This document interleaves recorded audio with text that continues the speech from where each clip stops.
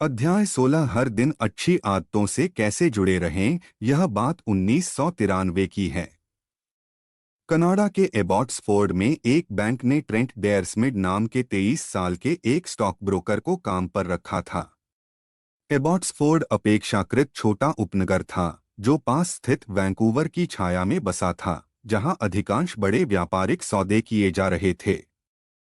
स्थान और इस तथ्य को देखते हुए कि डेयरस्मिड नौसिखिया थे, कोई भी उनसे बहुत ज्यादा उम्मीद नहीं करता था, लेकिन उन्होंने एक साधारण सी दैनिक आदत की बदौलत तेजी से प्रगति की। डेयरस्मिड हर सुबह की शुरुआत डेस्क पर 2 जार रखकर करते थे। एक में 120 पेपर क्लिप्स रहते थे, दूसरा खाली रहता था। जैसे ही वे दिन के लिए काम करने को तैयार हो जाते थे, तो वे सेल्स कॉल करते थे। इसके तत्काल बाद वे एक पेपर क्लिप खाली जार में डालते थे और यह प्रक्रिया लगातार चलती रहती थी। जैसा उन्होंने मुझसे कहा, हर सुबह मैं 120 पेपर क्लिप्स से आरंभ करता था और तब तक फोन करता रहता था जब तक कि मैं इन्हें खाली जार में न डाल दूं। मात्र 18 माह में डेयरस्मिड ने $50 लाख फर्म को दिए।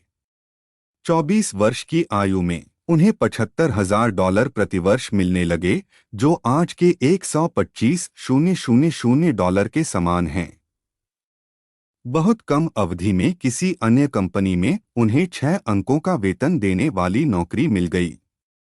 मैं इस तकनीक का उल्लेख पेपर क्लिप रणनीति के रूप में करना पसंद करता हूं और वर्षों से मैंने उन पाठकों से सुना है जिन्होंने इसे विभिन्न तरीकों से इस्तेमाल किया है।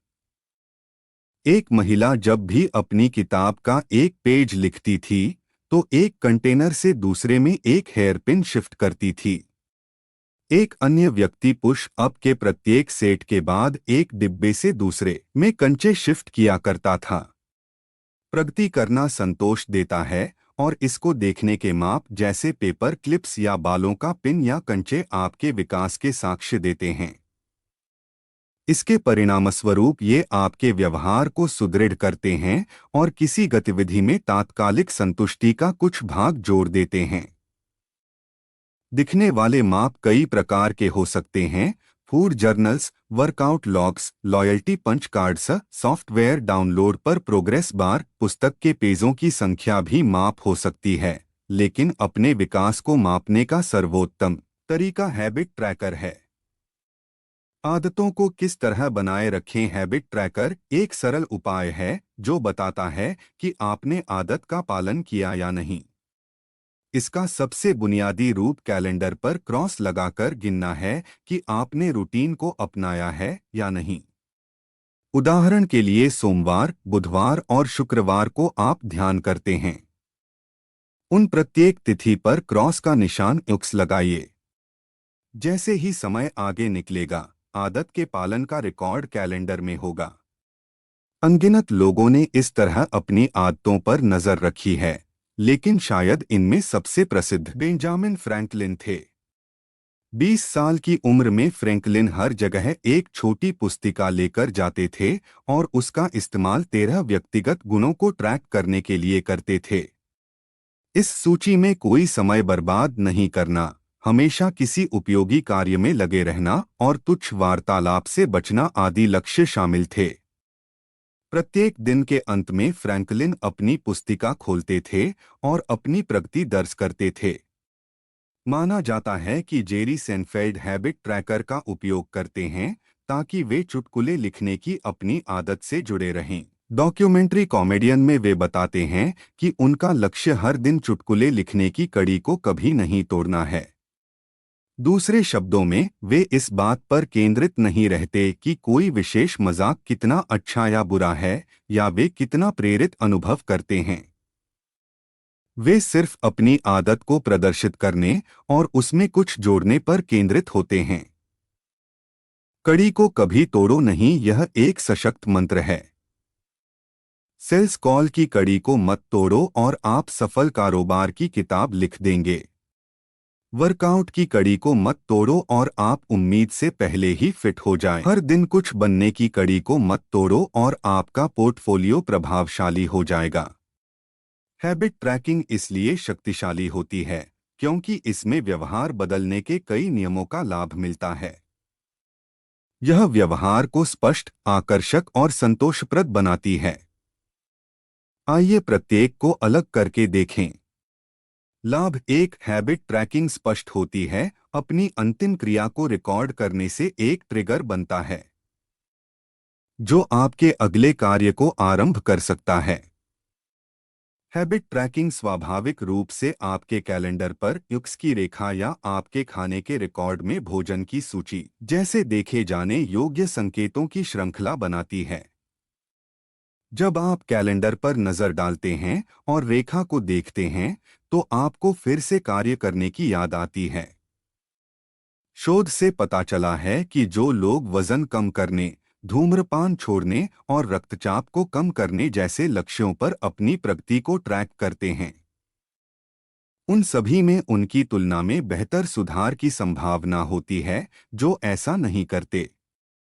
1600 से अधिक लोगों के अध्ययन में पाया गया है कि जिन लोगों ने रोजाना के भोजन का रिकॉर्ड रखा, उनका वजन उन लोगों की तुलना में 2 गुना घट गया जिन्होंने कोई रिकॉर्ड नहीं रखा। एक व्यवहार पर नजर रखने मात्र से इसे बदलने की तीव्र इच्छा पैदा होती है। हैबिट ट्रैकिंग आपको ईमानदार बनाए रखती है। हम में से ज्यादातर लोगों का अपने व्यवहार के प्रति विकृत दृष्टिकोण होता है। हम सोचते हैं कि हम बेहतर काम कर रहे हैं, जबकि हम उतना बेहतर नहीं कर रहे होते हैं। मापन हमारे अपने व्यवहार से हमारे अंधेपन को दूर करने का तरीका प्रदान करता है और ध्यान में लाता है कि प्रत्येक दिन वास्तव में क्या हो रहा है। कंटेनर में पेपर क्लिप्स पर एक नज़र डालने से आप तुरंत जान जाते हैं कि आपने कितना काम किया है या नहीं किया है। जब साक्ष्य ठीक आपके सामने होता है तो खुद से झूठ बोलने की संभावना कम होती है। लाभ 2, हैबिट ट्रैकिंग आकर्षक होती है। प्रेरणा का सबसे प्रभावी रूप प्रगति होता है। जब हमें संकेत मिलता है कि हम आगे बढ़ रहे हैं तो हम उस रास्ते पर आगे बढ़ने के लिए ज्यादा प्रेरित हो जाते हैं। इस तरह हैबिट ट्रैकिंग का अभिप्रेरणा पर व्यसनकारी प्रभाव पड़ सकता है। प्रत्येक छोटी जीत आपकी इच्छा की पूर्ति करती है। किसी बुरे दिन यह विशेष रूप से शक्तिशाली हो सकती है। जब आप निराश महसूस कर रहे होते हैं तो आपके द्वारा पहले से की गई सभी प्रगति को भूलना आसान होता है। हैबिट ट्रैकिंग आपकी कड़ी मेहनत का देखे जाने योग्य प्रमाण प्रदान करती है। आप कितनी दूर आ गए हैं इसका एक सूक्ष्म रिमाइंडर। आप प्रत्येक सुबह जो खाली वर्ग देखते हैं वह आपको आरंभ करने के लिए प्रेरित कर सकता है, क्योंकि आप रेखा को तोड़कर अपनी प्रगति नहीं खोना चाहते। लाभ 3, हैबिट ट्रैकिंग संतोषजनक होती है। यह सबसे महत्वपूर्ण लाभ है। ट्रैकिंग स्वयं पुरस्कार का रूप बन सकती है। अपनी कार्य सूची से एक आइटम को हटाना, अपने वर्कआउट लॉग में एक प्रविष्टि को पूरा करना या कैलेंडर पर एक क्रॉस अंकित करना संतोषजनक होता है।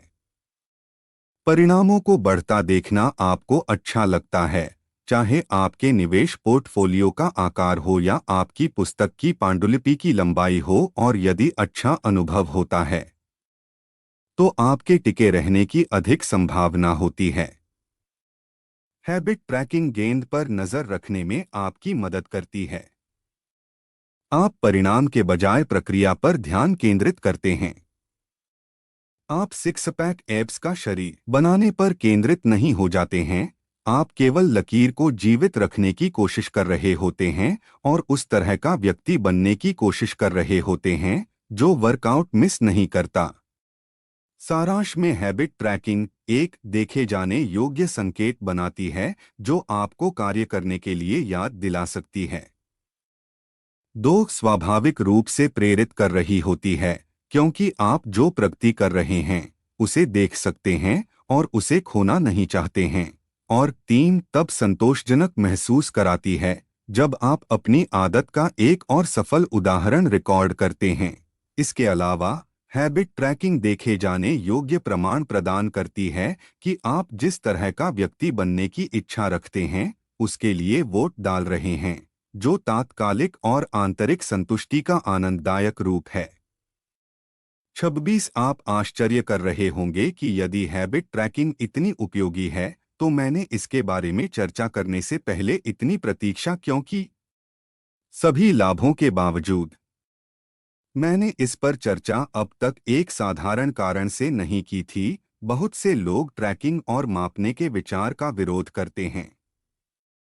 यह एक बोझ की तरह महसूस हो सकता है क्योंकि यह आपको आदतों पर विवश करता है। आप जिस आदत को बनाने की कोशिश कर रहे हैं और फिर उसे ट्रैक करने की आदत। जब आप पहले से ही किसी आहार योजना का पालन करने के लिए जूझ रहे हैं तो कैलोरी की गिनती परेशानी की तरह लगती है। जब आपके पास करने के लिए काफी काम हो तो हर बिक्री कॉल को लिखना थकाऊ लगता है।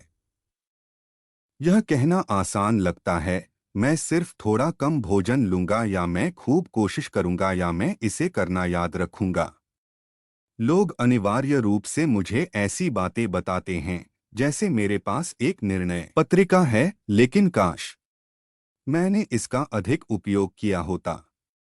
या मैंने एक सप्ताह अपने वर्कआउट को रिकॉर्ड किया लेकिन फिर छोड़ दिया। मैं वहां अपने आप ही गया। मैंने एक बार अपनी कैलोरी ट्रैक करने के लिए फूड लॉग बनाया। मैं इसे सिर्फ एक भोजन के लिए करने में कामयाब रहा और फिर छोड़ दिया। ट्रैकिंग सभी के लिए नहीं है और आपके पूरे जीवन को मापने की कोई आवश्यकता नहीं है, लेकिन लगभग हर किसी को इसका फायदा किसी न किसी रूप में मिल सकता है, भले ही यह केवल अस्थायी हो। हम ट्रैकिंग को आसान बनाने के लिए क्या कर सकते हैं? सबसे पहले, जहां भी संभव हो, मापन को स्वचालित किया जाना चाहिए। आप शायद यह जानकर आश्चर्यचकित होंगे कि आप जाने बिना ही कितना ट्रैक कर रहे हैं। आपका क्रेडिट कार्ड स्टेटमेंट यह बताता है कि आप खाने के लिए कितनी बार बाहर जाते हैं। आपका फिटबिट यह दर्ज करता है कि आप कितने कदम उठाते हैं और कितनी देर तक सोते हैं। आपका कैलेंडर रिकॉर्ड करता है कि आप प्रत्येक वर्ष कितने नए स्थानों की यात्रा करते हैं। एक बार जब आप डेटा हासिल करना जान जाते हैं तो अपने कैलेंडर में एक नोट जोड़ दें और प्रत्येक सप्ताह या प्रत्येक महीने इसकी समीक्षा करें, जो हर दिन इसे ट्रैक करने की तुलना में अधिक व्यावहारिक है। दूसरा, मैनुअल ट्रैकिंग आपको सबसे महत्वपूर्ण आदतों तक सीमित होनी चाहिए। छिटपुट रूप से 10 आदतें ट्रैक करने की बजाय एक आदत को ट्रैक करना बेहतर होता है। अंत में आदत बनने के तुरंत बाद प्रत्येक माप को रिकॉर्ड करें। व्यवहार का पूरा होना वह संकेत है कि उसे लिखा जाना चाहिए। यह दृष्टिकोण आपको ट्रैकिंग के साथ अध्याय 5 में वर्णित आदत को क्रमबद्ध करने की विधि को संयोजित करने की गुंजाइश देता है। आदत को क्रमबद्ध करने आदत को ट्रैक करने का फॉर्मूला, वर्तमान आदत के बाद मैं आदत ट्रैक करूंगा। एक सेल्स कॉल के लिए फोन पूरा करने के बाद मैं एक पेपर क्लिप हटाऊंगा। जैसे ही मैं जिम में एक सेट पूरा करूंगा, मैं इसे वर्कआउट जर्नल में लिखूंगा। अपनी प्लेट सिंक डिशवॉशर में डाल देने के बाद मैं लिखूंगा कि मैंने क्या खा लिया है। ये रणनीतियां आदतों की ट्रैकिंग को आसान बना सकती हैं। यहां तक कि अगर आप उस व्यक्ति की तरह नहीं हैं जो अपने व्यवहार को रिकॉर्ड करने में आनंद लेता है, तो मुझे लगता है कि आपको कुछ सप्ताह का मापन गहन जानकारी वाला लगेगा। यह देखना हमेशा दिलचस्प होता है कि आप वास्तव में अपना समय कैसे बिता रहे हैं। इसी कारण कहा जाता है कि किसी न किसी बिंदु पर हर आदत की लकीर समाप्त हो जाती है। और किसी भी एकल माप से अधिक महत्वपूर्ण यह है कि जब आपकी आदतें पटरी से उतरने लगें, तो उसके लिए एक अच्छी योजना हो। जब आदत छूट जाए तो किस तरह तत्काल उसे प्राप्त करें, इससे कोई फर्क नहीं पड़ता कि आप अपनी आदतों को लेकर कितने निरंतर हैं। लेकिन यह निश्चित है कि जीवन आपको किसी बिंदु पर बाधित कर देगा। पूर्णता संभव नहीं होती है। ज्यादा वक्त नहीं निकलेगा कि कोई आपात स्थिति पैदा हो जाएगी, आप बीमार हो जाते हैं, या आपको काम के लिए यात्रा करनी पड़ सकती है, या आपके परिवार को आपके समय की थोड़ी अधिक जरूरत होती है। जब भी मेरे साथ ऐसा होता है तो मैं खुद को एक सरल नियम की याद दिलाने की कोशिश करता हूँ, कभी भी 2 बार चूक मत करो। यदि मैं एक दिन चूक जाता हूँ तो मैं जितनी जल्दी संभव हो सके इसे वापस पाने के लिए प्रयास करता हूँ। एक वर्कआउट चूक सकता हूँ, लेकिन मैं लगातार 2 बार चूक करने नहीं जा रहा हूँ। हो सकता है कि मैं एक पूरा पिज्जा खा जाऊं, लेकिन मैं इसके बाद स्वस्थ भोजन भी ग्रहण करूंगा। मैं परिपूर्ण नहीं हो सकता, लेकिन मैं दूसरी चूक से बच सकता हूं। जैसे ही एक लकीर समाप्त होती है तो मैं अगली एक पर शुरू हो जाता हूं। पहली गलती कभी आपको नुकसान नहीं पहुंचाती। बार बार होने वाली गलतियों की सर्पिल रेखा आपको नुकसान देती है। एक बार चूक संयोगवश हो सकती है। 2 बार चूक होना एक नई आदत की शुरुआत होती है। यही विजेताओं और हारे लोगों के बीच का अंतर है। कोई भी खराब प्रदर्शन कर सकता है, खराब वर्कआउट कर सकता है, या काम पर एक खराब दिन हो सकता है, लेकिन जब सफल लोग असफल होते हैं तो वे जल्दी से पलटते हैं। किसी आदत के टूटने से कोई फर्क नहीं पड़ता अगर उसकी पुनः प्राप्ति तेज हो। मुझे लगता है कि यह सिद्धांत इतना महत्वपूर्ण है कि मैं इससे जुड़े रहना चाहूँगा, भले ही मैं एक आदत के रूप या पूरी तरह से मैं जैसा चाहूँ वैसा न कर सकूँ। अक्सर हम अपनी आदतों के साथ एक या कुछ भी नहीं के चक्र में गिर जाते हैं।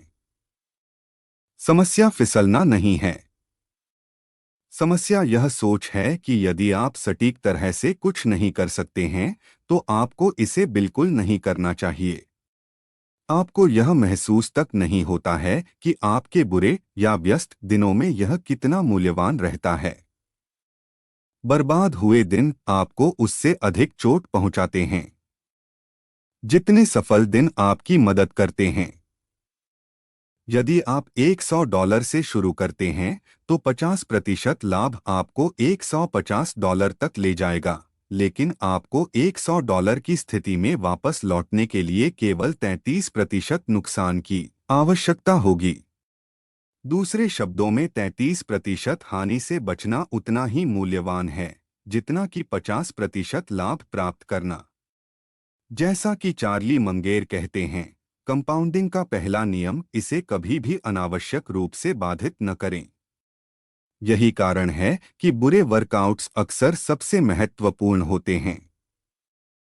सुस्त दिन और बुरे वर्कआउट्स आपके पिछले अच्छे दिनों से अर्जित चक्रवृद्धि लाभ को बनाए रखते हैं।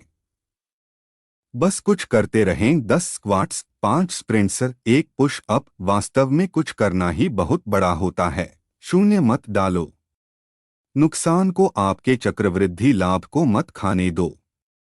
इसके अलावा हमेशा यह अहम नहीं होता कि वर्कआउट के दौरान क्या होता है। महत्ता उस प्रकार का व्यक्ति बनने की है जो वर्कआउट चूकता नहीं है। जब आप अच्छा महसूस करते हैं तो प्रशिक्षण लेना आसान होता है, लेकिन जब आप ऐसा महसूस नहीं करते हैं तो वहां दिखना महत्वपूर्ण होता है, भले ही आप उम्मीद से कम करें। 5 मिनट के लिए जिम जाने से आपके प्रदर्शन में सुधार नहीं हो सकता, लेकिन यह आपकी पहचान की पुष्टि करता है। व्यवहार परिवर्तन में सब या कुछ नहीं चक्र एक कतरा है जो आपकी आदतों को पटरी से उतार सकता है। एक अन्य संभावित कतरा, खासकर यदि आप हैबिट ट्रैकिंग का उपयोग कर रहे हैं, तो आप गलत चीज को माप सकते हैं। आदत को कब ट्रैक करना है, कब नहीं, यह समझना। मान लीजिए आप एक रेस्तरां चला रहे हैं और आप जानना चाहते हैं कि क्या आपका शेफ अच्छा काम कर रहा है। सफलता को मापने का एक तरीका इस पर नजर रखना है कि प्रत्येक दिन कितने ग्राहक भोजन का भुगतान करते हैं। यदि अधिक ग्राहक आते हैं तो भोजन अच्छा होना चाहिए। यदि अधिक ग्राहक आते हैं तो भोजन अच्छा होना चाहिए। यदि कम ग्राहक आते हैं तो कुछ गलत होना चाहिए। हालांकि यह माप दैनिक राजस्व केवल इस बात की सीमित तस्वीर देता है कि वास्तव में क्या चल रहा है। कोई भोजन का भुगतान करता है तो इसका मतलब यह नहीं है कि उसने भोजन का आनंद लिया है। ऐसी कोई संभावना नहीं होती कि असंतुष्ट ग्राहक भोजन करेंगे और भाग निकलेंगे। वास्तव में यदि आप केवल राजस्व को माप रहे हैं तो भोजन खराब भी हो सकता है, लेकिन आप इसकी भरपाई मार्केटिंग या छूट या किसी अन्य विधि से करते हैं। इसके बजाय यह ट्रैक करना अधिक प्रभावी हो सकता है कि कितने ग्राहक अपना भोजन पूरी तरह समाप्त करते हैं, या शायद उन ग्राहकों का प्रतिशत जो उदारता के साथ टिप छोड़ते हैं। किसी विशेष व्यवहार को ट्रैक करने का नकारात्मक पक्ष यह है कि हम इसके पीछे के उद्देश्य की बजाय संख्या से प्रेरित हो जाते हैं। यदि आपकी सफलता को त्रैमासिक आय के आधार पर मापा जाता है, तो आप त्रैमासिक आय के लिए बिक्री, राजस्व और लेखांकन को उसके अनुकूल करेंगे। यदि आपकी सफलता को पैमाने पर कम संख्या मापा जाता है, तो आप स्केल पर कम संख्या के लिए अनुकूलन करेंगे, भले ही इसका मतलब है कि क्रैश डाइट, जूस क्लेंस और वसा घटाने की गोलियां लेना ही क्यों न हो। मानव मन सिर्फ जीत चाहता है, चाहे जो खेल खेला जा रहा हो। यह खतरा जीवन के कई क्षेत्रों में स्पष्ट होता है। हम सार्थक काम करने की बजाय लंबे समय तक काम करने पर ध्यान केंद्रित करते हैं। हम स्वस्थ होने के बारे में जितना केंद्रित होते हैं, उससे ज्यादा हम 10,000 कदम चलने की परवाह करते हैं। हम सीखने, जिज्ञासा और महत्वपूर्ण सोच पर जोर देने की बजाय मानकीकृत परीक्षणों के लिए सिखाते हैं। संक्षेप में, हम उस बात के लिए अनुकूलित होते हैं जिसे माप सकें। जब हम गलत माप चुनते हैं तो हम गलत व्यवहार प्राप्त करते हैं। इसे कभी कभी गुडहार्ट विधि के रूप में जाना जाता है। यह अर्थशास्त्री चार्ल्स गुडहार्ट के नाम पर रखा गया सिद्धांत है, जो कहता है जब एक उपाय लक्ष्य बन जाता है तो यह अच्छा उपाय नहीं रहता है। माप केवल तब उपयोगी होता है जब यह आपका मार्गदर्शन करता है और संदर्भ को एक बड़े चित्र में जोड़ता है, न कि तब जब यह आपका उपभोग करता है। प्रत्येक संख्या समग्र प्रणाली में फीडबैक का अंश मात्र है। हमारी डेटा संचालित दुनिया में हम संख्याओं को ज्यादा करके आंकते हैं और कोई भी चीज जो स्पष्ट, नरम और मुश्किल से निर्धारित की जाने वाली होती है, उसका मूल्य कम आंकते हैं। हम गलत सोचते हैं कि जिन कारकों को हम माप सकते हैं, वे केवल वही कारक मौजूद होते हैं। आप किसी चीज को माप सकते हैं, इसका मतलब यह नहीं कि वही सबसे महत्वपूर्ण है।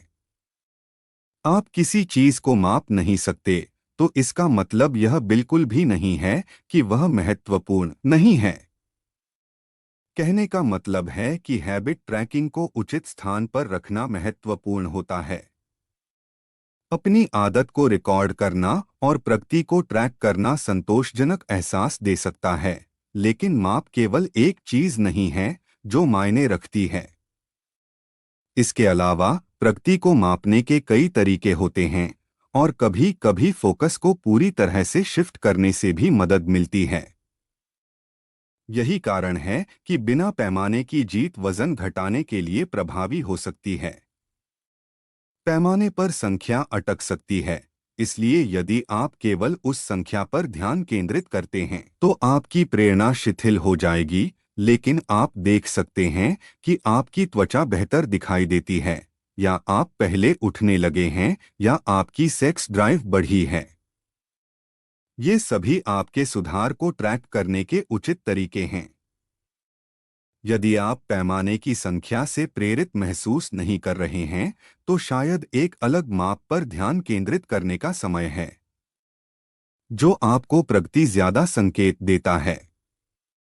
इससे कोई फर्क नहीं पड़ता कि आप अपने सुधार को कैसे मापते हैं, लेकिन हैबिट ट्रैकिंग आपकी आदतों को अधिक संतोषजनक बनाने का सरल तरीका प्रदान करती है।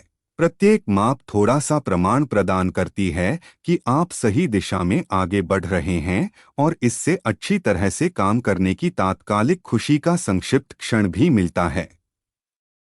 टाइम्स हैबिट ट्रैकिंग और माप के अन्य देखे जाने योग्य रूप आपकी प्रगति के स्पष्ट साक्ष्य देकर आपकी आदत को संतोषप्रद बना सकते हैं।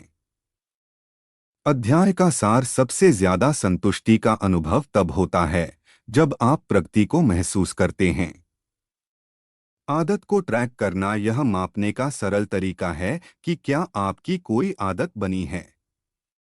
जैसे कैलेंडर पर क्रॉस का निशान बनाना कड़ी को कभी नहीं तोड़े। अपनी आदत की रेखा को जीवित रखें। दोबारा करने से कभी चूकिए मत। यदि आप एक दिन चूक जाते हैं तो जितनी जल्द संभव हो सके पटरी पर आ जाएं। सिर्फ इसलिए कोई चीज महत्वपूर्ण नहीं हो जाती कि आप उसका मापन कर सकते हैं।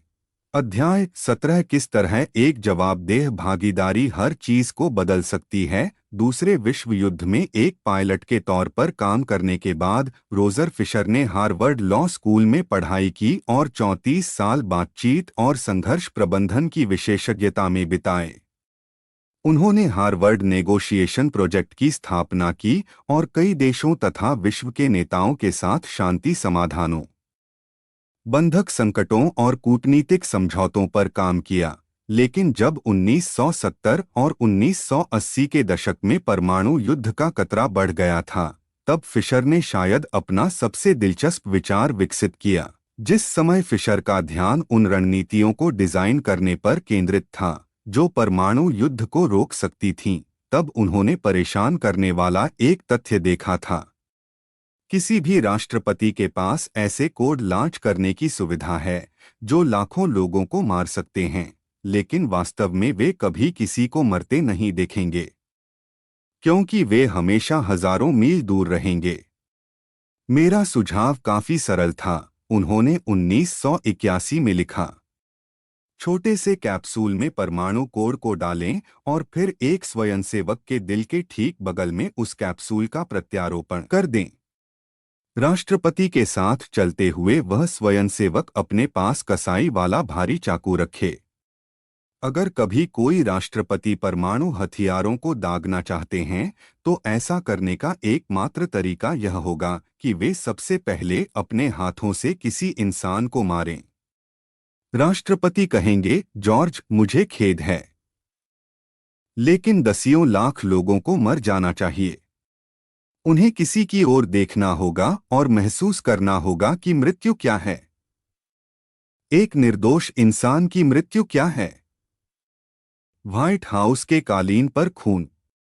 इससे वास्तविकता से सामना होगा। जब मैंने पेंटागन में मित्रों को बताया तो उन्होंने कहा, माय गॉड, यह बहुत ही भयानक है। किसी को मारने से राष्ट्रपति का फैसला विकृत हो जाएगा। वे कभी भी बटन को नहीं दबाएंगे। व्यवहार में परिवर्तन के चौथे नियम की हमारी चर्चा के दौरान हमने अच्छी आदतों को तुरंत संतोषजनक बनाने के महत्व को कवर किया है। फिशर का सुझाव चौथे नियम के विपरीत है, इसे तुरंत असंतोषजनक बना दें। जिस तरह हमारे उस अनुभव को दोहराने की अधिक संभावना होती है जब अंत संतोषजनक होता है, उसी तरह हमारे उस अनुभव से बचने की अधिक संभावना होती है जब अंत दर्दनाक होता है। दर्द प्रभावी शिक्षक होता है।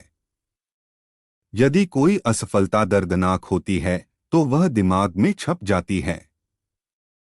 यदि असफलता अपेक्षाकृत दर्द रहित होती है तो इसे नजरअंदाज कर दिया जाता है।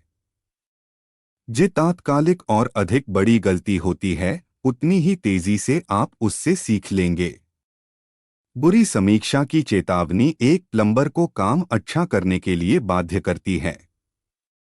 ग्राहक के कभी न लौटने की संभावना से कोई रेस्तरां अच्छा भोजन बनाने लगता है। गलत रक्तवाहिका को काटने की कीमत एक सर्जन को मानव शरीर रचना विज्ञान में महारत हासिल करने और सावधानीपूर्वक ऑपरेशन करने के लिए बाध्य करती है। जब परिणाम गंभीर होते हैं तो लोग जल्दी सीखते हैं। जितना अधिक तत्काल दर्द होता है, उस व्यवहार की उतनी ही कम संभावना होती है। यदि आप बुरी आदतों को रोकना चाहते हैं और गैर सेहतमंद व्यवहारों को खत्म करना चाहते हैं, तो कार्रवाई में त्वरित कीमत को जोड़ना उनकी संभावनाओं को कम करने का शानदार तरीका है। हम बुरी आदतों को दोहराते हैं क्योंकि वे किसी तरह हमारे काम आती हैं और इससे उनका परित्याग करना कठिन हो जाता है। इस संकट को दूर करने का सबसे अच्छा तरीका, जो मुझे पता है, वह है व्यवहार से जुड़ी सजा की गति को बढ़ाना। कार्रवाई और परिणामों के बीच अंतर नहीं हो सकता। जितनी जल्द कोई कार्य तत्काल परिणाम देता है, व्यवहार में बदलाव आने लगता है। जब विलंब से भरने पर अतिरिक्त फीस ली जाती है, तो उपभोक्ता अपने बिल समय पर देने लगते हैं। जब स्टूडेंट की ग्रेड को उनकी उपस्थिति से जोड़ देते हैं, तो वे क्लास में नजर आने लगते हैं। थोड़े से दर्द से बचने के लिए हम ढेर सारी छलांग लगाते हैं। जाहिर है, इसकी एक सीमा होती है। यदि आप व्यवहार को बदलने के लिए सजा पर भरोसा करने जा रहे हैं, तो सजा की ताकत उस व्यवहार की सापेक्ष शक्ति से मेल खानी चाहिए जिसे वह सही करने की कोशिश कर रही है। उत्पादक होने के लिए टालमटोल की कीमत कार्रवाई की कीमत से अधिक होनी चाहिए। स्वस्थ रहने के लिए आलस्य की कीमत व्यायाम की कीमत से अधिक होनी चाहिए। एक रेस्तरां में धूम्रपान करने या साइकिल करने में असफल रहने के लिए जुर्माना लगाया जाना कार्रवाई के साथ परिणाम जोड़ देता है। व्यवहार केवल तभी बदलता है जब सजा पर्याप्त दर्दनाक हो और सुदृढ़ता से लागू हो। सामान्य तौर पर जितना अधिक स्थानीय, मूर्त, ठोस और तत्काल परिणाम होता है, उतना ही उसके व्यक्तिगत व्यवहार को प्रभावित करने की संभावना होती है। अधिक वैश्विक, अमूर्त, अस्पष्ट और विलंबित परिणाम के व्यक्तिगत व्यवहार को प्रभावित करने की कम संभावना होती है। शुक्र है, किसी भी बुरी आदत से कीमत को तत्काल जोड़ने का एक सीधा तरीका है, आदत का अनुबंध बनाएं। आदत का अनुबंध सबसे पहले सीट बेल्ट का कानून 1 दिसंबर 1984 को न्यूयॉर्क में पारित किया गया था। उस समय मात्र 14% लोग ही अमेरिका में सीट बेल्ट का प्रयोग करते थे, लेकिन बाद में वह सब बदलता चला गया। मात्र 5 वर्ष में आधे देश में सीट बेल्ट का कानून बन गया। आज 50 में से 49 राज्यों में सीट बेल्ट पहनना कानूनी तौर पर लागू हो चुका है। यह मात्र कानून नहीं है। सीट बेल्ट पहनने वाले लोगों की संख्या नाटकीय रूप से बदल चुकी है। 2016 में 88% लोग अमेरिका में कार में बैठते ही हर बार सीट बेल्ट पहन लेते थे। सिर्फ 30 वर्ष में आदतों में पूरी तरह से उलटफेर हो गया। लाखों लोग सीट बेल्ट पहनने लगे। कानून और नियम इस बात के उदाहरण हैं कि सरकार कैसे सामाजिक अनुबंध बनाकर हमारी आदतों को बदल सकती है।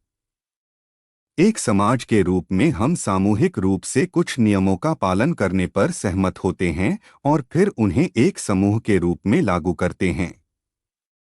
जब भी कोई नया कानून व्यवहार को प्रभावित करता है, जैसे सीट बेल्ट कानून, रेस्तरां के अंदर धूम्रपान पर प्रतिबंध लगाना अनिवार्य, साइकिलिंग आदि, तो यह हमारी आदतों को आकार देने वाले सामाजिक अनुबंध का एक उदाहरण है।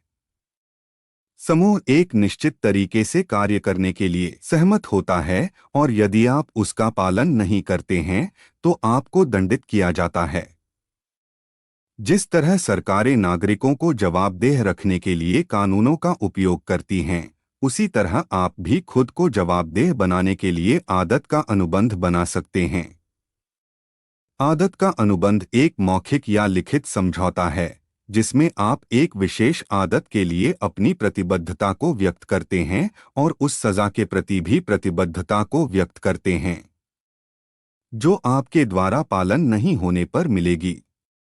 तब आप एक या दो लोगों को अपने जवाबदेही भागीदार के रूप में पाते हैं जो आपके साथ अनुबंध पर सहमत होते हैं। नैशविल, टेनेसी के उद्यमी ब्रायन हैरिस पहले ऐसे व्यक्ति थे जिन्हें मैंने इस रणनीति को अपनाते देखा था। अपने बेटे के जन्म के तुरंत बाद हैरिस ने महसूस किया कि वे कुछ पाउंड वजन घटाना चाहते हैं। उन्होंने स्वयं अपनी पत्नी और निजी प्रशिक्षक के बीच आदत का अनुबंध लिखा।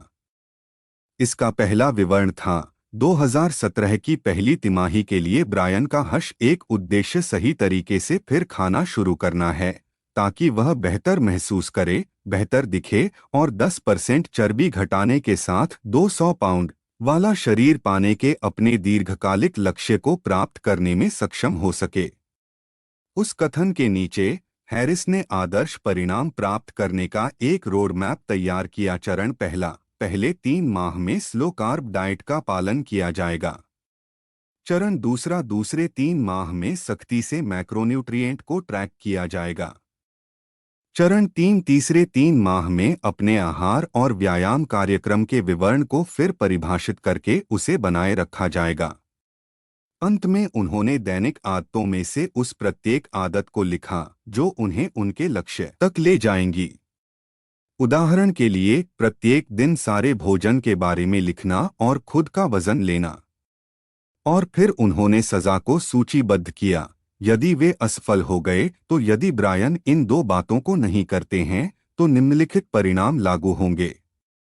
उन्हें बाकी तिमाही के लिए प्रत्येक कार्य दिवस और प्रत्येक रविवार की सुबह ड्रेसअप होना होगा।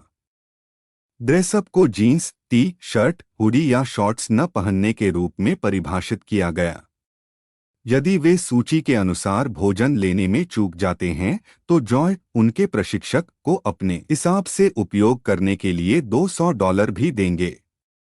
पृष्ठ के निचले भाग में हैरिस, उनकी पत्नी और उनके प्रशिक्षक सभी ने अनुबंध पर हस्ताक्षर किए।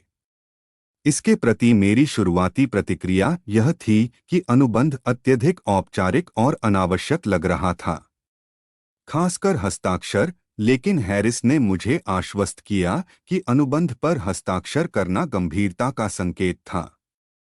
उन्होंने कहा, जब भी मैं इस हिस्से को छोड़ता हूं तो मैं लगभग तुरंत सुस्त पड़ना शुरू करता हूं।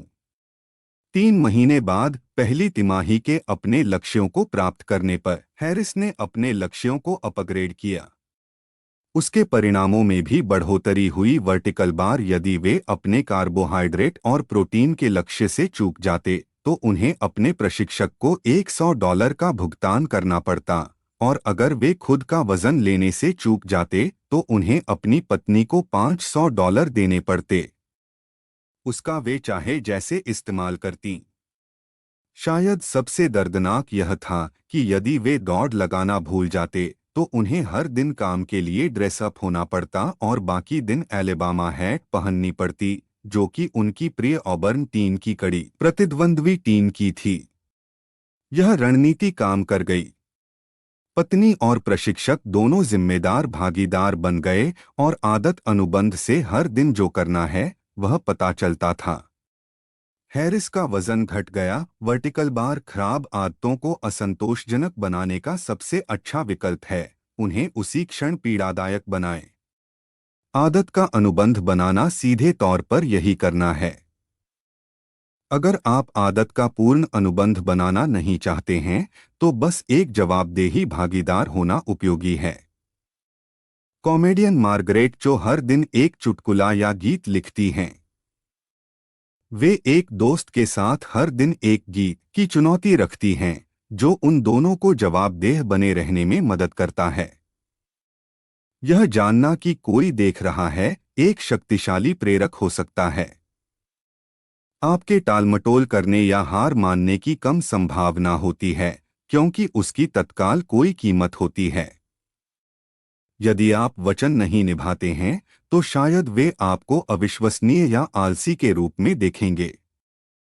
अचानक आप न केवल अपने वचनों को स्वयं तक निभाने में असफल हो रहे हैं बल्कि दूसरों से अपने वचनों को निभाने में भी असफल हो रहे हैं।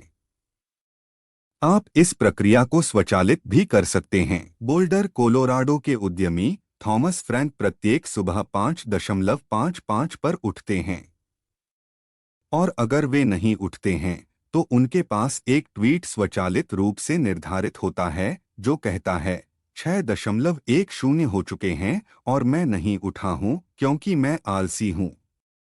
इसका जवाब देने पर पेपैल से $5 मिलेंगे।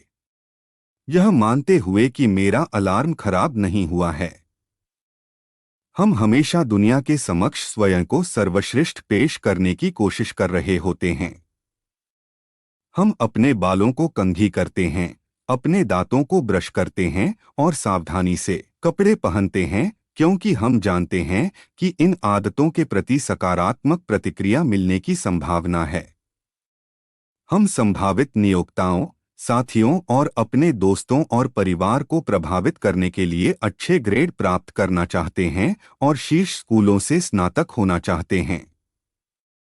हम अपने आस पास के लोगों की राय की परवाह करते हैं क्योंकि यह मदद करता है कि दूसरे हमें पसंद करें। ठीक यही कारण है कि जवाबदेही भागीदार प्राप्त करना या आदत के अनुबंध पर हस्ताक्षर करना इतने अच्छे ढंग से काम करता है। अध्याय का सार। व्यवहार में परिवर्तन के नियम 4 का उल्टा है, इसे असंतोषजनक बनाएं। यदि कोई बुरी आदत पीड़ादायक या असंतोषजनक है तो हम उसे दोहराएंगे, इसकी संभावना कम ही होती है। एक जवाबदेही भागीदार निष्क्रियता की तात्कालिक कीमत पैदा कर सकता है। हम इस बात की गहराई से परवाह करते हैं कि दूसरे हमारे बारे में क्या सोचते हैं और हम नहीं चाहते कि दूसरे हमारे बारे में प्रतिकूल राय रखें। आदत के अनुबंध को किसी भी व्यवहार में सामाजिक कीमत को जोड़ने के लिए इस्तेमाल किया जा सकता है। यह वादों का उल्लंघन करने की कीमत को पीड़ादायक और सार्वजनिक बना देता है। यह जानना कि कोई अन्य आपको देख रहा है एक शक्तिशाली प्रेरक हो सकता है। प्रतिभा के बारे में सच। माइकल फेल्प्स से अनेक लोग परिचित हैं। उन्हें व्यापक रूप से इतिहास के सबसे महान एथलीटों में गिना जाता है। फेल्प्स ने न केवल तैराकी में बल्कि किसी भी खेल में किसी अन्य ओलंपियन से अधिक ओलंपिक पदक जीते हैं। कम लोग हिकम अल गुरोज का नाम जानते हैं, लेकिन वे अपने आप में शानदार एथलीट थे। अल गुरोज मोरक्को के धावक हैं जो 2 ओलंपिक स्वर्ण पदक जीत चुके हैं और उन्हें मध्यम दूरी के सर्वकालीन महानतम धावकों में गिना जाता है। कई सालों तक मील, 1500 मीटर और 2000 मीटर दौड़ में विश्व रिकॉर्ड उनके नाम दर्ज थे। 2004 में ग्रीस की राजधानी एथेंस में आयोजित ओलंपिक खेलों में उन्होंने 1500 मीटर और 5000 मीटर दौड़ में स्वर्ण पदक जीते थे। ये दोनों एथलीट कई मायनों में बेतहाशा अलग हैं, लेकिन विशेष रूप से वे लंबाई में काफी भिन्न हैं। अल गुरोज 5 फुट 9 इंच लंबे हैं। फेल्प्स 6 फुट 4 इंच लंबे हैं। लंबाई में 7 इंच के अंतर के बावजूद दोनों लोग एक मामले में समान हैं। माइकल फेल्प्स और हिकम अल गुरोज दोनों समान लंबाई की पैंट पहनते हैं। यह कैसे संभव है? अपनी लंबाई के हिसाब से फेल्प्स के पैर अपेक्षाकृत छोटे हैं और उनका बहुत लंबा धड़ है जो तैराकी के लिए एकदम सही है।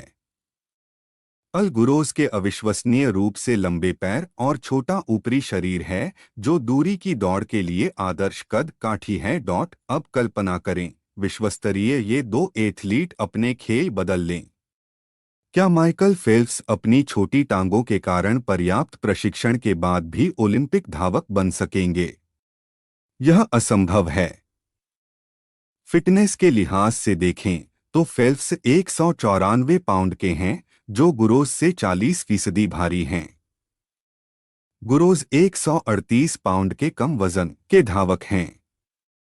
लंबे धावक भारी धावक साबित होते हैं और उनका अधिक भार दूर तक दौड़ने में उनके लिए श्राप बन जाता है। कुलीन प्रतिस्पर्धा के विपरीत इसमें फेल्प्स पहले ही हार जाएंगे।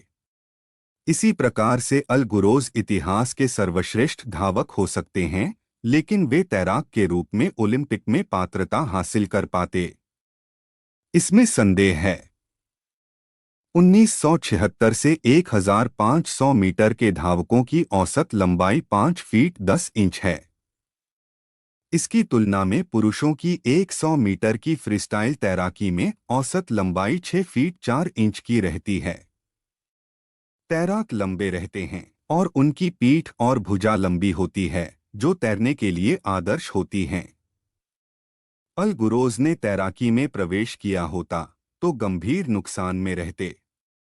सफलता के अपने क्षेत्र को अधिकतम करने की कुंजी प्रतियोगिता के सही क्षेत्र का चयन करना होता है। यह आदत बदलने की तरह ही खेल और व्यवसाय में भी बिल्कुल सत्य है। आदतों का प्रदर्शन करना और उनके साथ जुड़े रहना तब अपेक्षाकृत ज्यादा आसान होता है जब आदतें आपके प्राकृतिक झुकाव और क्षमताओं के अनुरूप होती हैं।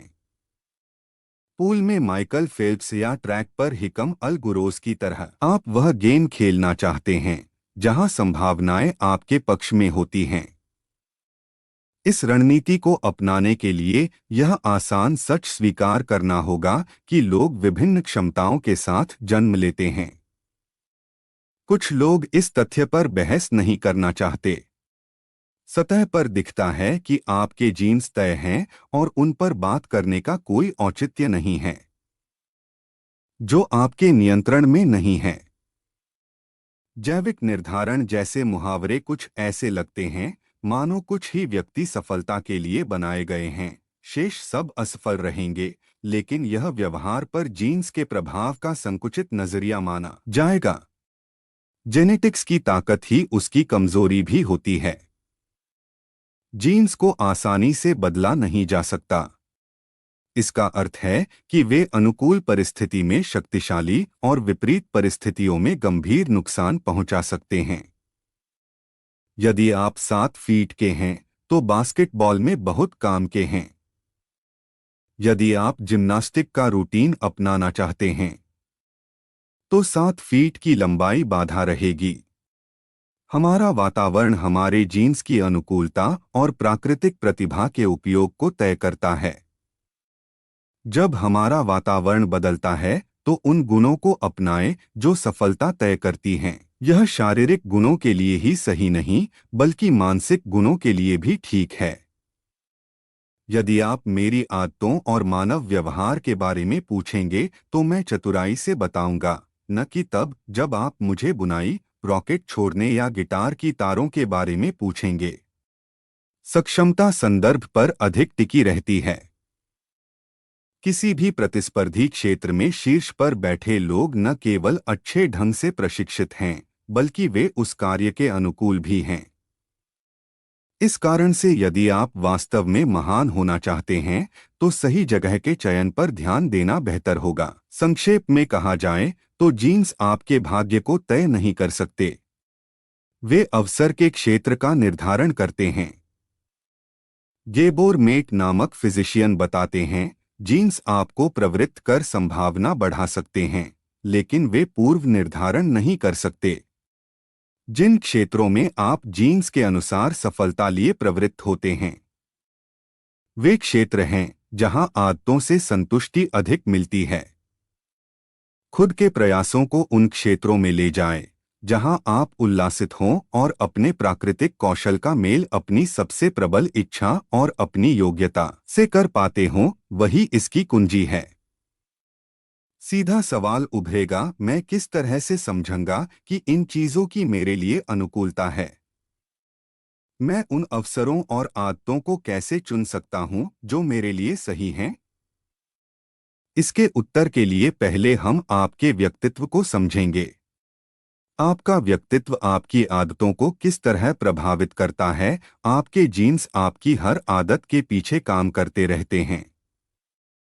वास्तव में हर व्यवहार की सतह के नीचे आप कितने घंटे टीवी देखते हैं, आप किस तरह से विवाह या अलगाव कर सकते हैं, किस तरह से नशे, शराब या निकोटिन की लत अपना सकते हैं, इन पर जीन्स का प्रभाव ही रहता है। इस बात के लिए मजबूत आनुवंशिक घटक होता है कि जब आप किसी अधिकार प्राप्त शक्ति का सामना कर रहे होते हैं तो आप कैसे आज्ञाकारी या विद्रोही होते हैं, तनावपूर्ण घटनाओं के प्रति कितने संवेदनशील या प्रतिरोधी होते हैं, आप कितने अति सक्रिय या प्रतिक्रियाशील होते हैं, और यहाँ तक कि संवेदना से जुड़े अनुभवों के दौरान आप कितने रोमांचित महसूस करते हैं या ऊब महसूस करते हैं, जैसे कि संगीत कार्यक्रम में भाग लेना। लंदन के किंग्स कॉलेज में व्यवहार संबंधी जेनेटिक्स के विशेषज्ञ रॉबर्ट प्लोमिन ने मुझे बताया, यह अब उस बिंदु पर आ चुका है जहां हमने यह देखने के लिए परीक्षण बंद कर दिया है कि क्या किसी लक्षण का कोई आनुवंशिक घटक, क्योंकि हम शाब्दिक रूप से एक ऐसा कुछ नहीं पा सकते जो हमारे जीन्स से प्रभावित न हो, एक साथ बंधे। जेनेटिक लक्षणों के आपके अनूठे समूह आपको एक विशेष व्यक्तित्व की ओर प्रवृत्त करते हैं। आपका व्यक्तित्व उन विशेषताओं का समूह है जो परिस्थिति से परिस्थिति के अनुरूप होता है। व्यक्तित्व लक्षणों के सबसे सिद्ध वैज्ञानिक विश्लेषण को बिग 5 के रूप में जाना जाता है, जो उन्हें व्यवहार के 5 वर्णक्रम में विभाजित कर देता है। एक अनुभव के लिए खुलापन, एक छोर पर जिज्ञासु और आविष्कारी होने के साथ दूसरे छोर पर सावधान और सतत बने रहना। 2. कर्तव्यनिष्ठा, व्यवस्थित और कार्यकुशल होने से लेकर सहज और स्वाभाविक होना। 3. बहिर्मुखता, बातचीत करने में सहज और ऊर्जावान होने से लेकर एकाकी रहना और कम बोलना चाहे। प्रियता, मित्रवत और दयावान बने रहने से लेकर चुनौतीपूर्ण निर्लिप्त होना। 5. मनोविक्षिप्तता, बेचैन और संवेदनशील होने से लेकर आत्मविश्वासी, शांत और स्थिर बने रहना। इन 5 गुणों की जैविक बुनियाद होती है। उदाहरण के लिए बहिर्मुखता को जन्म से ही आंका जा सकता है। यदि वैज्ञानिक नर्सिंग वार्ड में जोर से आवाज निकालें तो कुछ बच्चे इस ओर घूम जाएंगे, जबकि अन्य उसके विपरीत हो जाएंगे। जब वैज्ञानिकों ने पूरे जीवनकाल में इन बच्चों की आदतों पर ध्यान दिया तो आवाज की ओर जो बच्चे घूमे वे बहिर्मुखी मिले। जो बच्चे विपरीत या दूसरी ओर घूम गए वे अंतर्मुखी मिले। जिन लोगों की प्रियता उच्चस्तरीय होती है उनमें दया, दूसरों का ध्यान रखने का चिंतन और उष्मता रहती है। उन लोगों में उच्च स्तर पर प्राकृतिक ऑक्सीटोसिन स्तर भी होता है। यह ऐसा हार्मोन है जो सामाजिक संबंध में महत्वपूर्ण भूमिका निभाता है, विश्वास का भाव बढ़ाता है और यह हार्मोन प्राकृतिक अवसादरोधी के रूप में काम कर सकता है। आप आसानी से इस बात को समझ सकते हैं कि जो व्यक्ति धन्यवाद के नोट्स लिखने की आदत या सामाजिक कार्यक्रमों के आयोजन की ओर झुका हुआ है, उसमें किस स्तर पर ऑक्सीटोसिन होगा। तीसरे उदाहरण के रूप में मनोविक्षिप्तता पर विचार करें। यह व्यक्तित्व की ऐसी विशेषता है जो सभी लोगों में विभिन्न स्तरों पर होती है। जिन लोगों में मनोविक्षिप्तता ज्यादा होती है वे बेचैन रहते हैं और दूसरों की तुलना में अधिक चिंता करते हैं। इस विशेषता को एमिग्डाला की अतिसंवेदनशीलता से जोड़ा गया है।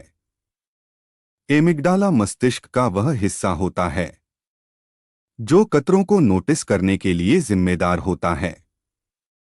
दूसरे शब्दों में, जो लोग अपने वातावरण में नकारात्मक संकेतों के प्रति अधिक संवेदनशील होते हैं वे मनोविक्षिप्तता में उच्च स्कोर करने की संभावना रखते हैं।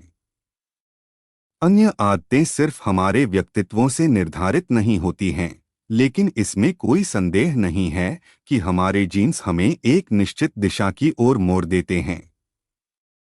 गहरी जड़ों वाली हमारी वरीयताएं कुछ व्यवहार कुछ लोगों के लिए दूसरों की तुलना में आसान बना देती हैं। आपको इन अंतरों के लिए क्षमा याचना नहीं करनी चाहिए या उनके बारे में अपराध बोध से ग्रस्त नहीं होना चाहिए, लेकिन आपको उनके साथ काम करना चाहिए। उदाहरण के लिए, एक व्यक्ति जो कर्तव्यनिष्ठा पर कम स्कोर करता है उसके स्वभाव से व्यवस्थित होने की संभावना कम होगी और उसे अच्छी आदतों से जुड़े रहने के लिए वातावरण डिजाइन पर अधिक भरोसा करने की आवश्यकता हो सकती है। हमारे बीच जो कम ध्यान देने वाले पाठक हैं उनकी स्मृति बता देते हैं कि वातावरण डिजाइन वह रणनीति है जिसके बारे में हमने अध्याय 6 और 12 में चर्चा की थी। लिए याद रखने वाली बात यह है कि आपको उन आदतों का निर्माण करना चाहिए जो आपके व्यक्तित्व के लिए काम करें। लोग बॉडी बिल्डर की तरह वर्कआउट करके दिखने वाली मांसपेशियां बना सकते हैं, लेकिन यदि आप रॉक क्लाइंबिंग या साइकिल चलाना या रोइंग करना पसंद करते हैं, तो व्यायाम की अपनी आदत को अपनी पसंद के अनुरूप आकार दें। यदि आपका दोस्त कम कार्बोहाइड्रेट्स वाले आहार का पालन करता है, लेकिन आप पाते हैं कि कम वसा वाला भोजन आपके लिए काम करता है, तो आपको इससे अधिक शक्ति मिलेगी। यदि आप अधिक पढ़ना चाहते हैं, तो शर्मिंदा न हो यदि आप नॉन फिक्शन की बजाय रोमांस से भरपूर उपन्यास पसंद करते हैं। जो भी आपको मोहित करता है, उसे पढ़े। वह आदत चुनें जो आपको सबसे अच्छी लगती हो, न कि वह जो सबसे लोकप्रिय हो। हर आदत का एक स्वरूप होता है जो आपको खुशी और संतुष्टि ला सकता है। इसकी तलाश करें। यदि आदतें चलती रहें, इसलिए आदतें सुखद होनी चाहिए। चौथे नियम के पीछे मूल विचार यही है।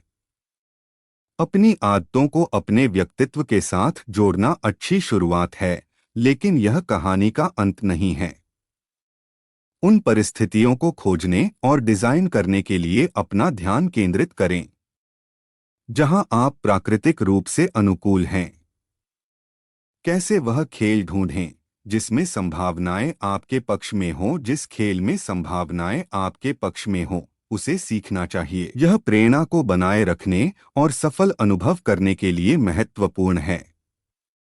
सैद्धांतिक रूप से आप हर चीज का सुख ले सकते हैं, लेकिन व्यवहार में उन्हीं चीजों का आनंद उठा सकते हैं जो स्वाभाविक रूप से आपके पास आती हैं। जो लोग किसी खास चीज में महारत रखते हैं और उसमें प्रतिभाशाली होते हैं, वे उस कार्य में अधिक सक्षम हो सकते हैं और अच्छे काम के लिए प्रशंसा पाते हैं। वे ऊर्जावान बने रहते हैं और चूंकि वे अच्छे वेतन और बड़े अवसरों से लाभान्वित होते हैं, जो उन्हें खुश ही नहीं बल्कि अच्छी गुणवत्ता वाला कार्य करने के लिए प्रेरित करते हैं। यह अच्छा चक्र है। सही आदत चुनें और उससे प्रगति आसान होती है। गलत आदत चुनी और जीवन में कठिनाई आ जाएगी। आप सही आदत का चयन किस तरह करेंगे? प्रथम कदम वही है जिसे हमने तीसरे नियम इसे आसान बनाए में शामिल किया था। कई मामलों में जब लोग गलत आदतों को चुन लेते हैं, इसका सीधा मतलब होता है कि उन्होंने ऐसी आदत चुन ली है जो बहुत कठिन थी। जब आदत आसान होती है, तो आपके सफल होने की संभावना बढ़ जाती है। जब आप सफल होते हैं, तो आप अधिक संतोष अनुभव करते हैं। हालांकि एक अन्य स्तर पर भी विचार किया जा सकता है। लंबे समय तक आप इसमें आगे बढ़ते हैं और सुधार करते हैं, कोई भी क्षेत्र चुनौतीपूर्ण बन सकता है। यहीं पर आपको तय करना होता है कि क्या आप सही खेल खेल रहे हैं जो आपकी सामर्थ्य के अनुकूल है। आप उसका पता कैसे लगाएंगे? सबसे आम उपाय है प्रयोग और त्रुटि। स्वाभाविक रूप से इस रणनीति के साथ समस्या है, क्योंकि जीवन बहुत अल्प है। आपके पास इतना समय नहीं होता है कि आप हर करियर अपना कर देखें, हर अविवाहित के साथ डेट करें या हर संगीत वाद्य बजा सकें। सौभाग्य से एक प्रभावी उपाय इस उलझन से निपटने का है और उसे एक्सप्लोर बटा एक्सप्लॉइट ट्रेड ऑफ कहते हैं। किसी नई गतिविधि की शुरुआत में ही अन्वेषण की अवधि होनी चाहिए। रिश्तों में इसे डेटिंग कहा जाता है। कॉलेज में इसे लिबरल आर्ट्स कहा जाता है। व्यापार में इसे स्प्लिट टेस्टिंग कहा जाता है। इसका लक्ष्य कई संभावनाओं को आजमाना, विचारों की विस्तृत श्रृंखला पर शोध करना और एक विस्तृत परिदृश्य रखना होता है। अन्वेषण की प्रारंभिक अवधि के बाद अपना ध्यान सर्वश्रेष्ठ समाधान की ओर स्थानांतरित करें जो आपको मिल गया है, लेकिन कभी कभी प्रयोग भी करते रहें। उचित संतुलन इस बात पर निर्भर करता है कि आप जीत रहे हैं या हार रहे हैं। अगर आप वर्तमान में जीत रहे हैं तो दोहन करते रहें, दोहन करते रहें। यदि आप वर्तमान में हार रहे हैं तो आप अन्वेषण, अन्वेषण और अन्वेषण जारी रखें। लंबे समय में उस रणनीति पर काम करना ही प्रभावी होता है जो 80 से 90% तक परिणाम देती है, और शेष 10 से 20% के लिए अन्वेषण लगातार करते रहें। गूगल ने अपने कर्मचारियों से कहा था कि हफ्ते में अपना 80% ऑफिस के काम के लिए दीजिए और 20% उन प्रोजेक्ट्स पर काम करिए जो उनकी पसंद के हों। इसकी वजह से ही अब तक के सबसे सफल प्रोडक्ट्स एडवर्ड्स और जीमेल बन गए। आदर्श दृष्टिकोण इस बात पर भी निर्भर करता है कि आपके पास कितना समय है। अगर आपके पास बहुत समय है, जैसे कोई अपने करियर की शुरुआत में है, तो ज्यादा अन्वेषण करना समझ में आता है, क्योंकि एक बार जब आप सही चीज खोज लेते हैं तो फिर आपके पास इसका दोहन करने का पर्याप्त समय होता है। अगर आपके पास समय कम है, जैसे कि आप समय सीमा में किसी परियोजना पर काम कर रहे हैं, तो अब तक का सबसे अच्छा समाधान लागू करें और परिणाम प्राप्त करें। जैसे ही आप विभिन्न विकल्पों का पता लगाते हैं तो सवालों की एक श्रृंखला शुरू होती है जो आप अपने आप से लगातार पूछ सकते हैं, ताकि उन आदतों और क्षेत्रों तक पहुंच सकें जो आपके लिए सबसे संतोषजनक होंगे। वह क्या है जो मेरे लिए मजेदार बात है लेकिन दूसरों के लिए काम है? आप किसी कार्य के लिए बने हैं या नहीं, इसका संकेत यह नहीं है कि आप उससे प्यार करते हैं, बल्कि यह है कि आप उस कार्य से जुड़े दर्द को अन्य लोगों की तुलना में आसान तरीके से संभाल सकते हैं। जब आप खुद आनंद ले रहे होते हैं तो दूसरे लोग शिकायत कर होते हैं। जो काम आपको अन्य लोगों की तुलना में कम कष्ट पहुंचाता है, वही वह काम है जिसे करने के लिए आप बने हैं। मैं समय का ध्यान क्यों नहीं रख पाता हूं? प्रवाह एक मानसिक स्थिति है। इसमें आप तब प्रवेश करते हैं जब आप अपने कार्य पर इतने केंद्रित हो जाते हैं कि शेष दुनिया धुंधली पड़ जाती है। खुशी और चरम प्रदर्शन का यह मिश्रण एथलीटों और कलाकारों को तब अनुभव होता है जब वे अपने जोन में होते हैं। प्रवाह की स्थिति का अनुभव करना और कार्य का कम से कम कुछ हद तक संतोषजनक नहीं होना लगभग असंभव होता है। एक औसत व्यक्ति के मुकाबले मुझे कैसे अधिक प्रतिफल मिल सकता है? हम लगातार अपने आस पास से तुलना करते रहते हैं, और जब यह तुलना हमारे पक्ष में रहती है तो व्यवहार अधिक संतोषजनक रहता है। जब मैंने jamesclear.com लिखना आरंभ किया तो मेरी ईमेल लिस्ट तेजी से बढ़ गई। मैं यह सुनिश्चित नहीं कर पा रहा था कि मैं अच्छा कर रहा हूं, लेकिन मैं जानता था कि मेरे मित्रों की तुलना में परिणाम जल्दी प्राप्त होंगे, जिससे मुझे लिखना जारी रखने की प्रेरणा मिलती चली गई। मेरे लिए स्वाभाविक क्या है? एक पल के लिए इस बात को भूल जाओ कि आपको क्या पढ़ाया गया है। समाज ने आपको क्या कहा है, इसे भी भूल जाओ। दूसरों की क्या अपेक्षा है, यह भी भूल जाओ।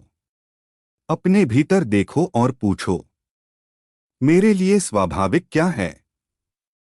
कब मैं जीवंतता अनुभव करता हूं? कब मैं वास्तविक स्व महसूस करता हूं?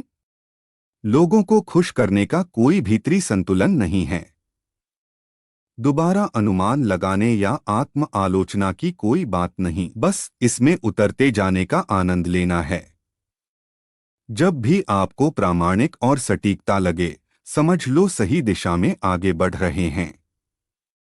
स्पष्ट कहें तो इसमें से कुछ प्रक्रिया तो भाग्य से होती है। माइकल फेल्प्स और हिकम अल गुरोज भाग्यशाली हैं कि उन्हें यह दुर्लभ गुण जन्म से प्राप्त है, जिसका समाज में बहुत महत्व है, और इनकी गुणों के कारण वे आदर्श माने गए। इस ग्रह पर हमारे पास समय बहुत ही कम है, और वास्तव में महान वही है जो न केवल खूब मेहनत कर रहे हैं, बल्कि उनका भाग्य भी अच्छा है जो अवसरों को अपने पक्ष में ले जाते हैं। लेकिन तब क्या करेंगे जब आप इसे भाग्य के लिए नहीं छोड़ना चाहते। यदि आप ऐसा खेल नहीं ढूंढ सकते जिसमें सारे पक्ष आपके समर्थन में हों, तो किसी एक को अपने पक्ष कर लो। दिलबर्ट के कार्टूनिस्ट स्कॉट एडम्स कहते हैं, हर एक के पास कुछ क्षेत्र रहते हैं जिनमें वे शीर्ष 25% में हो सकते हैं। बस कुछ प्रयास करने होंगे। मेरे मामले में मैं अन्य लोगों के मुकाबले अच्छे से चित्रकारी कर सकता हूं, लेकिन मैं आर्टिस्ट नहीं हूं। मैं उस औसत कॉमेडियन की तुलना में अधिक मजाकिया नहीं हूं जो कभी नाम नहीं कमा पाते, लेकिन मैं ज्यादातर लोगों से ज्यादा मजाकिया हूं। चमत्कार यह है कि कुछ लोग ही अच्छा चित्र बना सकते हैं और व्यंग्य लिख सकते हैं। इन दोनों का संयोजन ही मेरे काम को दुर्लभ बना देता है। और जब मेरे व्यवसाय में यह जुड़ता है, तो अचानक ही मेरे पास एक विषय रहता है जिसे मुश्किल से कोई कार्टूनिस्ट अनुभव किए बिना समझ सकता है।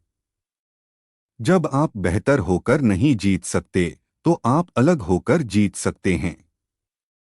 अपने कौशल का संयोजन करके आप प्रतिस्पर्धा के स्तर को कम कर देते हैं, जो विशिष्ट होना आसान बना देता है। आप नियमों को फिर से लिखकर जेनेटिक लाभ की जरूरत या वर्षों के अभ्यास को शॉर्टकट कर सकते हैं। एक अच्छा खिलाड़ी उस खेल को जीतने की कड़ी मेहनत करता है जो हर कोई खेल रहा है। एक महान खिलाड़ी एक नया खेल रचता है जो उसकी ताकत और कमजोरियों से उसकी रक्षा करता है। अनुरूप होता है, कॉलेज में मैंने अपने खुद के विषय रचे थे, बायोमैकेनिक्स, जो भौतिकी, रसायन, जीव विज्ञान और शरीर विज्ञान का संयोजन था। मैं इतना अच्छा नहीं था कि भौतिकी या जीव विज्ञान में टॉप पर आ सकूं, जो मैंने अपना खुद का विषय बनाया। और चूंकि यह मुझे अनुकूल लगा, तो मैंने यह कोर्स इसलिए लिया क्योंकि मेरी इसमें रुचि थी और इसे पढ़ना मुझे काम नहीं लगता था। साथ ही इसमें किसी अन्य के साथ तुलना से मैं बच जाया करता था। क्लास में कोई इस तरह के विषयों का संयोजन नहीं ले रहा था। तो कौन कह सकता है कि वह बेहतर है या बदतर?